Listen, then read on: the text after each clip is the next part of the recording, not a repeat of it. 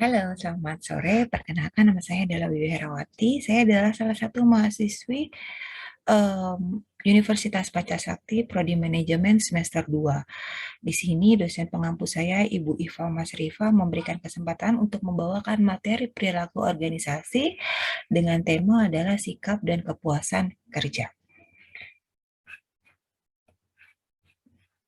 Dalam manajemen, fungsi organisasi, terutama dalam pengawasan organisasi, perlu memantau para pekerjanya terhadap sikap dan hubungannya dengan perilaku. Adakah kepuasan atau ketidakpuasan karyawan dengan pengaruh pekerjaan di tempat kerja tersebut? Dalam organisasi, sikap amatlah penting karena komponen perilakunya. Dan pada umumnya, penelitian menyimpulkan bahwa individu mencari konsistensi di antara sikap mereka serta antara sikap dan perilaku mereka. Seseorang bisa memiliki ribuan sikap. Sikap kerja berevisi, evaluasi positif ataupun negatif yang dimiliki oleh karyawan tentang aspek-aspek lapangan kerja mereka. Di sini ada 3 sikap, yaitu kepuasan kerja, meliputi keterlibatan pekerjaan, komitmen organisasional. Nah, seseorang dengan tingkat kepuasan kerja yang tinggi memiliki perasaan-perasaan positif tentang pekerjaan tersebut. Sedangkan sementara seseorang yang tidak puas memiliki perasaan-perasaan yang negatif tentang pekerjaan tersebut. Nah, keterlibatan pekerjaan mengukur tingkat sampai mana individu secara psikologis memihak pekerjaan mereka dan menganggap penting tingkat kinerja yang dicapai sebagai bentuk penghargaan diri.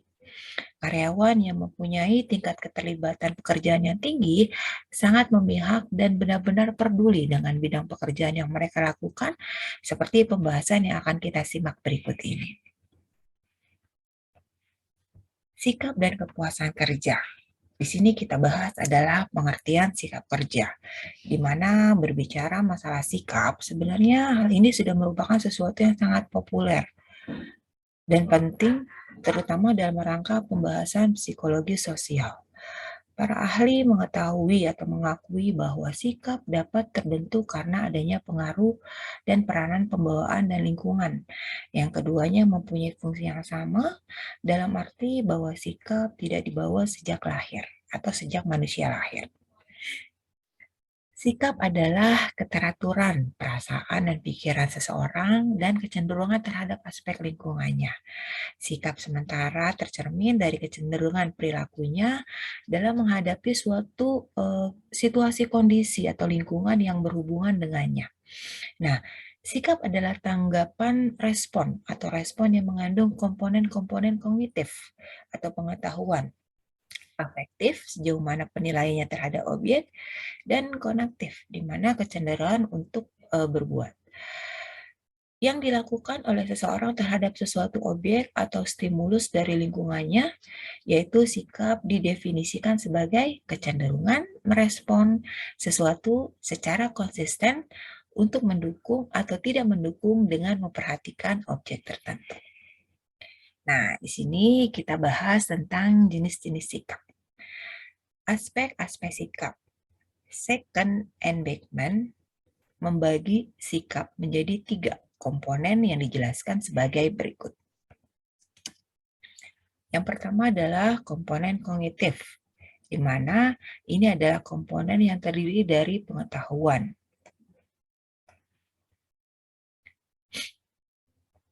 Di mana komponen yang terdiri dari pengetahuan itu adalah pengetahuan inilah yang akan membentuk keyakinan dan pendapat tertentu terhadap objek sikap.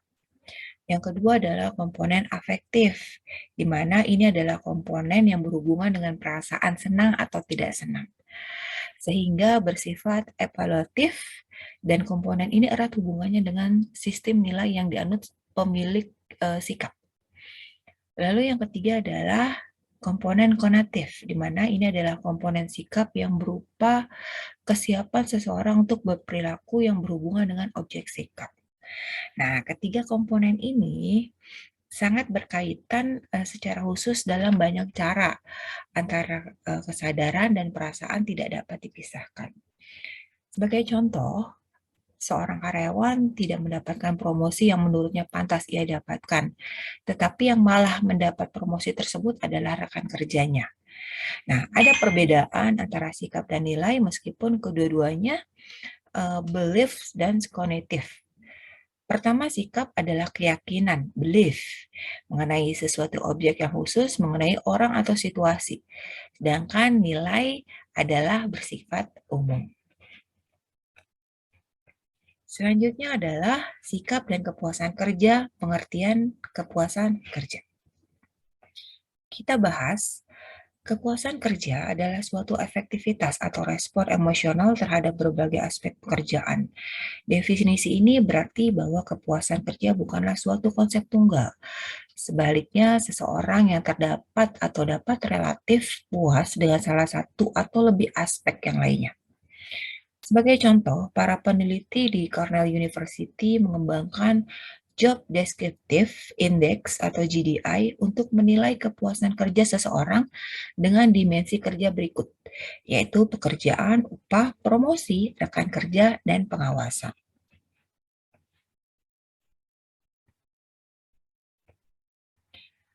Kepuasan kerja adalah suatu perasaan yang menyokong atau tidak menyokong diri pegawai yang berhubungan dengan pekerjaannya maupun dengan kondisi dirinya. Dari pernyataan tersebut, ini berarti bahwa kepuasan kerja pada umumnya mengacu pada sikap seseorang pegawai atau karyawannya terhadap pekerjaannya. Dapat disimpulkan bahwa kepuasan kerja merupakan suatu sikap yang positif yang menyangkut penyesuaian diri yang sehat dari para pekerja terhadap kondisi dan situasi kerja, termasuk di dalamnya adalah masalah upah, kondisi sosial, kondisi fisik, dan kondisi psikologis. Selanjutnya adalah faktor-faktor kepuasan kerja, di mana di sini ada satu, kesempatan untuk maju, yang kedua, keamanan kerja, yang ketiga, gaji, yang keempat, manajemen kerja, 5, kondisi kerja, dan 6, pengawasan, 7, komunikasi, 8, aspek sosial, dan 9, fasilitas. Di mana di sini adalah kesempatan kerja untuk maju. Dalam hal ini, setidaknya kesempatan untuk memperoleh kesempatan peningkatan pengalaman dan kemampuan kerja selama bekerja. Itu adalah kesempatan untuk maju. Lalu keamanan kerja, di mana faktor ini sering disebut sebagai penunjang kepuasan kerja, baik karyawan pria maupun wanita. Nah, keadaan yang aman sangat mempengaruhi perasaan kerja karyawan selama dia bekerja. Yang ketiga adalah gaji, di mana gaji lebih banyak menyebabkan ketidakpuasan dan jarang orang mengekspresikan kepuasan kerjanya dengan jumlah uang yang diperolehnya. Lalu yang keempat adalah manajemen kerja, di mana ini adalah yang memberikan situasi dan kondisi kerja yang stabil, sehingga karyawannya dapat bekerja dengan nyaman. Yang selanjutnya adalah pengawasan atau supervisi. Bagi karyawan atau supervisor dianggap sebagai figur ayah dan sekaligus atasannya. Supervisi yang buruk dapat berakibat absensi dan turnover. Yang selanjutnya adalah komunikasi, di mana komunikasi yang lancar antara karyawan dengan pimpinan banyak dipakai untuk menyukai jabatannya. Dalam hal ini adanya kesediaan pihak pimpinan untuk mau mendengar, memahami, dan mengakui pendapat dan prestasi karyawan yang sangat berperan dalam menimbulkan kepuasan kerja. Lalu ada aspek sosial, di mana dalam pekerjaan merupakan salah satu sikap yang sulit digambarkan, tetapi dipandang sebagai faktor yang menunjang kepuasan atau tidak puas dalam bekerja. Yang selanjutnya adalah fasilitas, yaitu fasilitas rumah sakit, cuti, dana pensiun, atau perumahan merupakan standar suatu jabatan dan apabila dapat dipenuhi akan menimbulkan rasa puas. Selanjutnya adalah konsekuensi dan kepuasan kerja. Di sini ada beberapa korelasi kepuasan kerja. Ada motivasi, yaitu kepuasan dan pengawasan untuk berkorelasi secara signifikan dengan motivasi. Para manajer disarankan untuk mempertimbangkan bagaimana perilaku mereka mempengaruhi kepuasan karyawan. Lalu yang kedua adalah keterlibatan dalam pekerjaan, di mana keterlibatan dalam pekerjaan merupakan keterlibatan seseorang individu dengan peran dalam pekerjaannya. Para manajer mendorong keterlibatan para karyawan dalam pekerjaannya. Lalu yang ketiga adalah perilaku sebagai anggota organisasi yang baik, di mana perilaku sebagai anggota organisasi yang baik merupakan perilaku karyawan yang melampaui panggilan dalam bertugas.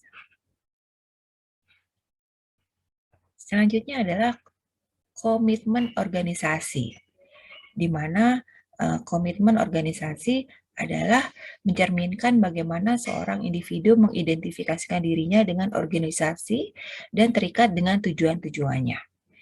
Lalu selanjutnya adalah ketidakhadiran, di mana ini ketidakhadiran menghabiskan biaya dan para manajer senantiasa mencari jalan keluar untuk menguranginya. Terus selanjutnya adalah berhentinya karyawan, di mana berhentinya karyawan penting untuk mendapat perhatian para manajer karena mengganggu kelangsungan organisasi dan juga sangat menghabiskan biaya. Lalu selanjutnya adalah stres yang dirasakan, di mana ini memiliki dampak yang sangat negatif bagi perilaku organisasi dan kesehatan seorang individu. Stres berhubungan secara positif dengan ketidakhadiran, berhentinya karyawan, serta beberapa penyakit yang diderita. Selanjutnya adalah prestasi kerja, di mana ini adalah kepuasan kerja secara teoritis tidak diharapkan memiliki suatu pengaruh yang kuat terhadap perilaku. Misalnya prestasi dan berhentinya karyawan, ataupun sebaliknya kepuasan terhadap secara hipotesis, di mana ini mempengaruhi prestasi secara tidak langsung melalui tujuan atau usaha karyawan.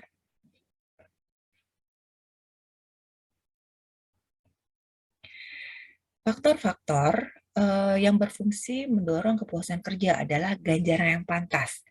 Di sini, faktor ini selalu diinginkan oleh para karyawan dalam sistem upah dan kebijakan promosi yang dinilai adil, tidak meragukan dan segaris dengan pengharapan mereka. Lalu ada kerja yang secara mental menantang. Faktor ini memberi kesempatan untuk menggunakan keterampilan dan kemampuan mereka untuk menawarkan beragam tugas serta kebebasan dan umpan balik mengenai betapa baik mereka bekerja. Lalu yang ketiga adalah kondisi kerja mendukung. Faktor ini sangat mendukung bagi karyawan yang melakukan pekerjaannya karena dengan lingkungan yang nyaman dapat menghasilkan hasil kerja yang memuaskan. Lalu yang keempat adalah rekan kerja yang mendukung, di mana faktor ini sangat mendukung dalam menghasilkan kerja yang memuaskan, karena dengan adanya interaksi sosial di dalam suatu pekerjaan, maka dapat mendukung kepuasan kerja karyawan. Selanjutnya adalah efek kepuasan kerja pada kinerja karyawan, di mana kepuasan dan produktivitas yang terjamin, maka tingkat produktivitas dari seseorang karyawan semakin bagus. Lalu yang kedua adalah kepuasan dan kemangkiran, di mana kepuasan kerja dari suatu karyawan ditentukan oleh tingkat kemangkiran. Contohnya, suatu perusahaan harus memberikan tunjangan cuti sakit kepada karyawan yang sakit, supaya kawan tersebut diperhatikan oleh perusahaan. Lalu yang ketiga adalah kepuasan dan tingkat keluar masuknya karyawan, yaitu kepuasan juga dihubungkan dengan negatif dengan keluarnya karyawan. Jadi kepuasan dengan keluarnya karyawan sangat penting dalam mempengaruhi karyawan yang buruk untuk tinggal daripada yang kinerja bagus. Sedangkan respon karyawan dalam mengungkapkan ketidakpuasan, yaitu exit keluar yang diungkapkan lewat perilaku yang diarahkan untuk meninggalkan organisasi. Voice atau suara, yaitu ketidakpuasan yang diungkapkan dengan usaha aktif dan konstruktif. Lalu pengabaian, yaitu kepuasan yang dinyatakan dengan membiarkan kondisi semakin memburuk. Di sini saya akan memberi kesimpulan di mana sikap adalah keteraturan perusahaan dan pikiran seseorang dan kecenderungan terhadap aspek lingkungannya. Sikap seseorang tercermin dari kecenderungan perilakunya dalam menghadapi suatu sikap lingkungan yang berhubungan dengannya. Jadi sikap adalah tanggapan atau respon yang mengandung komponen kognitif, afektif, dan konatif. Kepuasan kerja pada umumnya mengacu pada sikap seseorang pegawai atau karyawan terhadap pekerjaannya. Oke, terima kasih dulu presentasi saya cukup selesai. Sekian dan terima kasih. Mohon maaf jika ada kekurangan. Semoga bermanfaat. Wassalamualaikum warahmatullahi wabarakatuh.